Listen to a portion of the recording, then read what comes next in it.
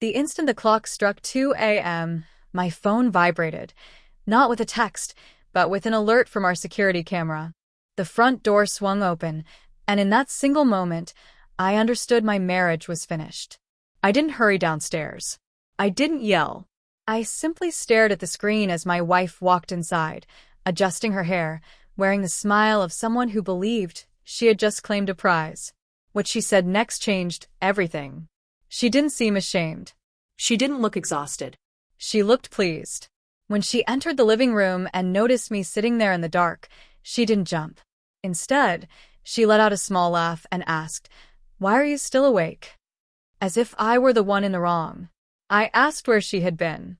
She tossed her purse onto the couch, slipped off her heels, and spoke the words that seared into my mind. I got what I wanted tonight. No apology. No explanation. Just pride. For months, I had felt her drifting away. Late nights. Her phone always face down. Smiling at messages she never clarified. Whenever I questioned it, she'd call me insecure, controlling, dramatic. I wanted to believe her. I loved her.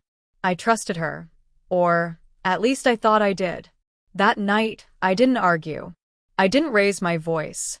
I simply asked, "With who?" She rolled her eyes. "Does it matter? You've been boring for years. I deserve excitement." Then she said something that made my chest turn cold. "He actually makes me feel alive." That's when I stood. I told her to sit down. My calm unsettled her more than any anger could have. I took out my phone and opened a folder. Inside were screenshots, hotel reservations under her email, messages synced from our shared iCloud, photos she believed were hidden. Her smile vanished. "I know everything," I said. "How long it's been going on, who he is, even how much you spent." She tried to respond, but no words came. I explained how I had discovered it weeks earlier. How I stopped confronting her and started preparing. How each lie didn't push me toward rage, but toward clarity. Then I said the one sentence she never expected. "Pack your bags."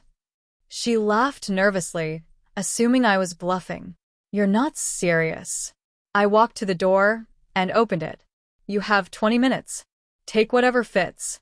The rest will be sent after the divorce." Panic set in. Suddenly, there were tears. Suddenly, it was a mistake. Suddenly, she loved me again. She grabbed my arm. "Please don't do this." It didn't mean anything. I looked straight into her eyes. "You said you got what you wanted." So did I.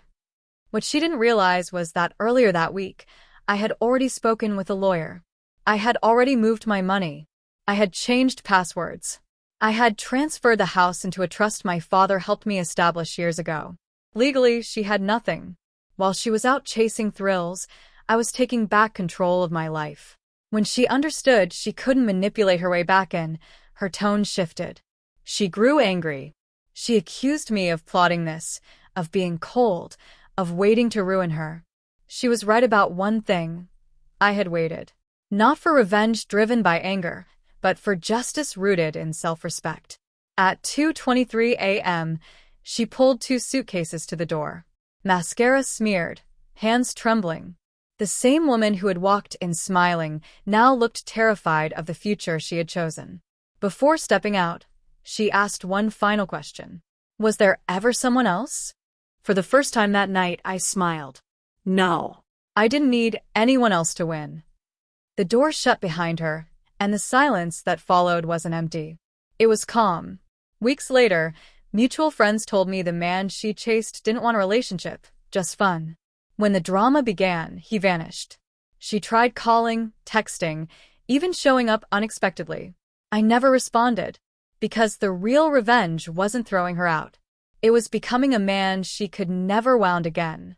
Now I sleep peacefully. I smile more. I rebuilt my life piece by piece, without lies, without fear.